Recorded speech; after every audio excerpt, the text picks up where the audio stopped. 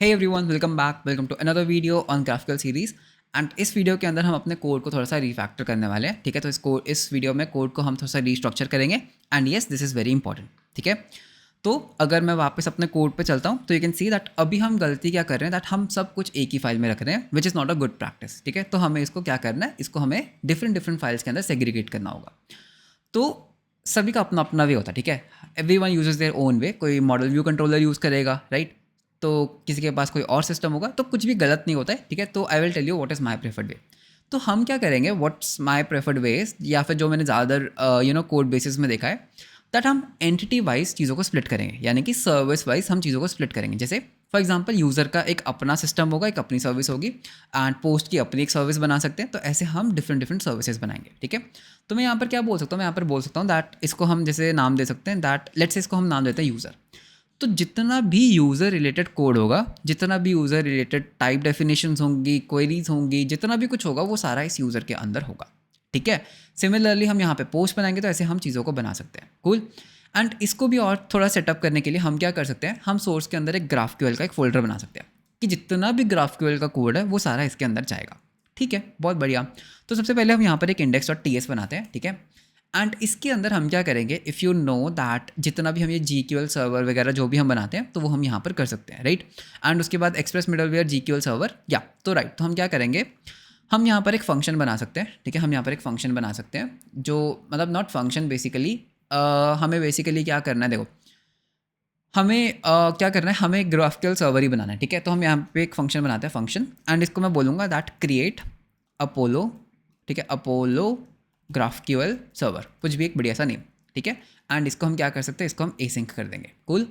यहाँ पर हम क्या करेंगे, जो भी हमने कोड यहाँ पर लिखा है, इसको हम धीरे धीरे उस फाइल के अंदर शिफ्ट करेंगे। ठीक है, तो सबसे पहले इसको ले जाते हैं पूरे को।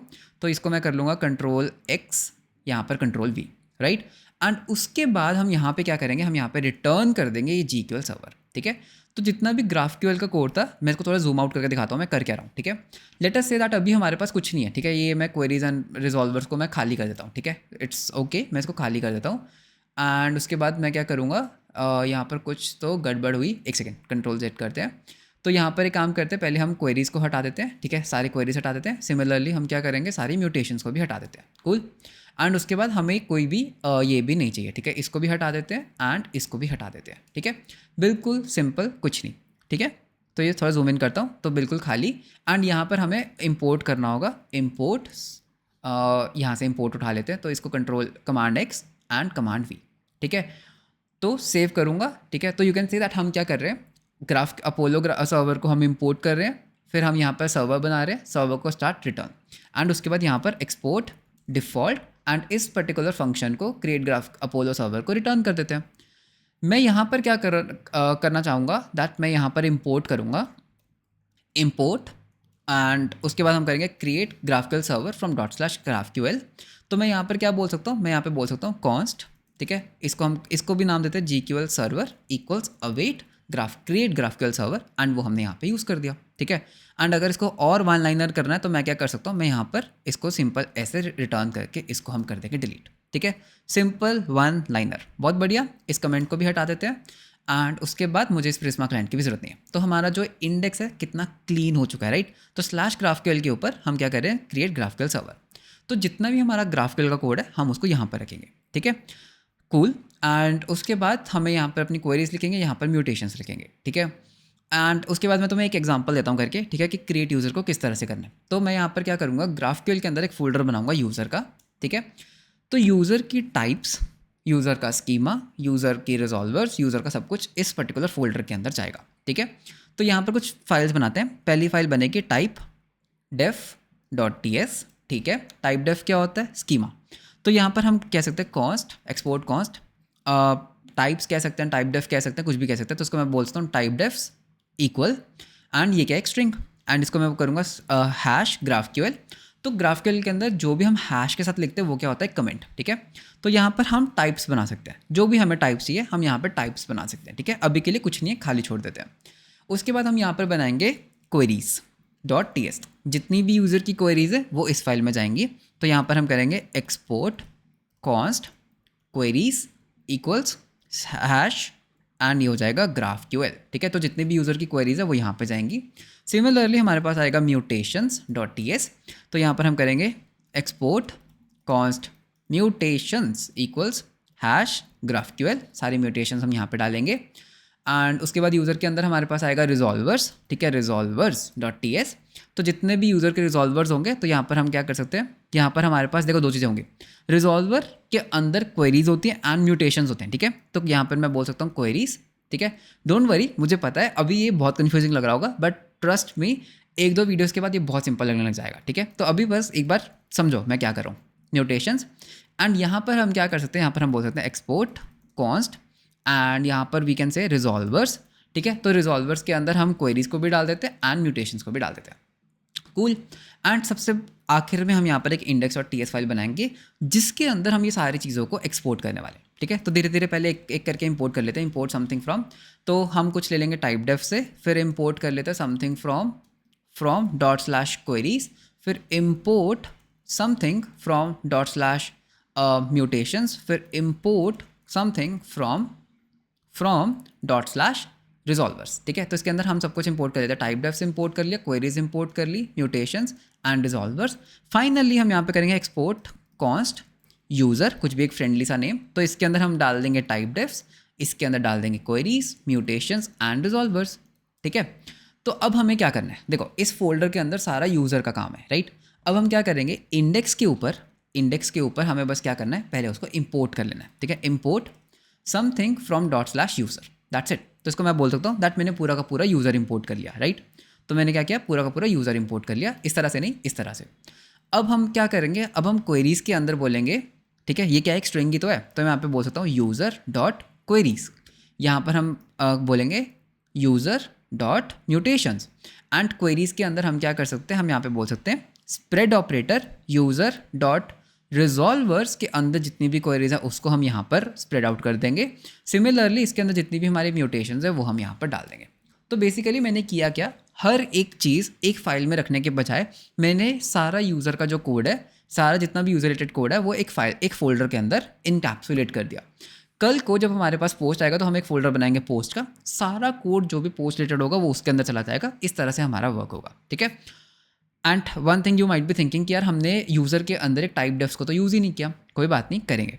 अब मैं तुम्हें एक एग्जांपल दिखाता हूँ, इसको चला के दिखाता हूँ। तो पहले yarn dev करते हैं, ठीक है, yarn dev हुआ। अब अगर मैं यहाँ पे रिफ्रेश करूँगा हमारे पास कुछ नहीं है, ठीक है, क्यों, बिकॉज हमारा बिल्कुल सब कुछ खाली पड़ा है, यू कैन सी सब कुछ खाली है, ठीक है। अब एक काम करते हैं, इसको धीरे धीरे बनाना शुरू करते हैं, ठीक है। See what I will do is, मैं यहाँ पर क्या करूँगा, हमें यूज़र के ऊपर एक म्यूटेशन बनानी है कि यूज़र को हम क्रिएट कर सकें, ठीक है। तो हम म्यूटेशंस में जाएंगे, तो म्यूटेशन के अंदर हम बस यहाँ पर डालेंगे क्रिएट यूज़र एंड जो भी हमें डेटा चाहिए। तो मुझे क्या चाहिए, फर्स्ट नेम चाहिए मुझे स्ट्रिंग टाइप का, उसके बाद मुझे चाहिए लास्ट नेम, ये भी क्या होगा स्ट्रिंग टाइप का, उसके बाद मुझे क्या चाहिए, मुझे चाहिए ईमेल एंड ये भी क्या होगा स्ट्रिंग टाइप का, स्ट्रिंग, एंड उसके बाद मुझे क्या चाहिए, मुझे चाहिए यूज़र से पासवर्ड, ठीक है, ये भी क्या होगा स्ट्रिंग टाइप का होगा। एंड इन रिटर्न हम क्या करेंगे, एक स्ट्रिंग रिटर्न कर देंगे, मतलब यूज़र की आईडी रिटर्न कर देंगे जो भी यूज़र क्रिएट हुआ, ठीक है, बहुत बढ़िया। और अब मैंने अगर बिकॉज यहाँ पर मैंने एक म्यूटेशन बनाई है, मैं क्या करूँगा, मैं यहाँ पे जाऊँगा रिजॉल्वर, म्यूटेशन के अंदर इसी फंक्शन का एक रिजॉल्वर बना दूंगा एसिंक। तो फर्स्ट वन हम इसको छोड़ देंगे खाली, सेकंड वन के अंदर हमारे पैरामीटर्स आ जाएंगे एंड ये हमारा एक फंक्शन है, ठीक है।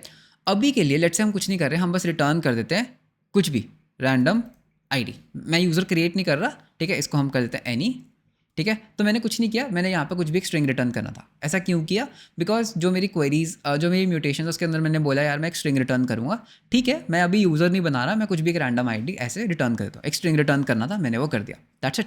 yarn dev करें, yarn dev, बहुत बढ़िया।